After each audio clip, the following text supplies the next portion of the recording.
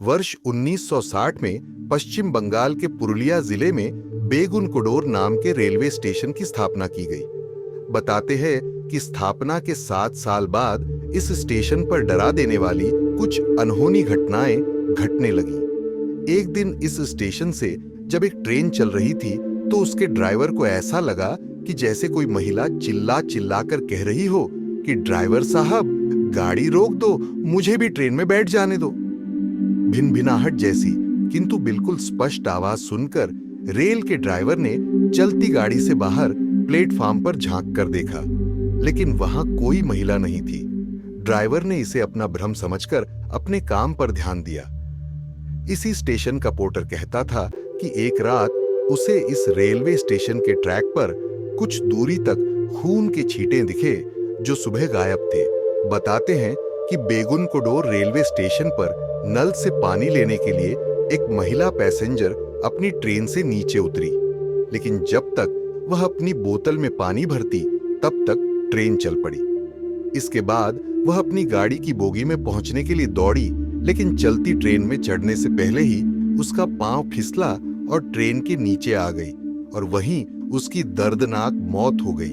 स्थानीय लोग बताते हैं कि उसका ही भूत आज भी बेगुनकोडोर रेलवे स्टेशन पर दिखाई देता है और लोगों को हैरान परेशान करता रहता है।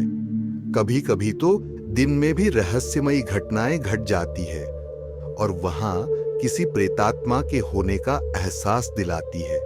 कई बार तो ऐसा भी हुआ कि स्टेशन मास्टर की लाल झंडी उनकी टेबल से गायब हो जाती थी और वे ट्रेनें भी अपने आप बेगुनकोडोर रेलवे स्टेशन पर रुक जाती थीं, जिनका स्टॉपेज इस स्टेशन पर होता भी नहीं था। कुछ यात्रियों को ट्रेन की विंडो से एक महिला के कटे हुए हाथ और बिना सिर का धड़ भी दिखाई दिया। इस रेलवे स्टेशन पर भटकने वाली प्रेतात्मा का इतना अधिक आतंक हो गया कि यहां से आने जाने वाली ट्रेनें फुल स्पीड से दौड़ने लगीं ताकि इस स्टेशन की प्रेतात्मा के चंगुल से बच जाएं। कहा जाता है कि इस रेलवे स्टेशन पर होने वाली अजीबोगरीब घटनाओं के चलते रेल कर्मचारी इस स्टेशन पर काम करने से डरने लगे।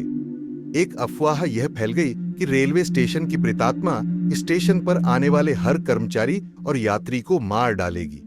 इसके बाद रेल कर्मचारी इस स्टेशन से ट्रांसफर के लिए आवेदन करने लगे।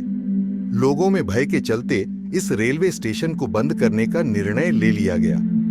अब लगभग 42 साल बंद रहने के बाद वर्ष 2009 में फिर से पूजा पाठ के बाद इस रेलवे स्टेशन को शुरू कर दिया गया है।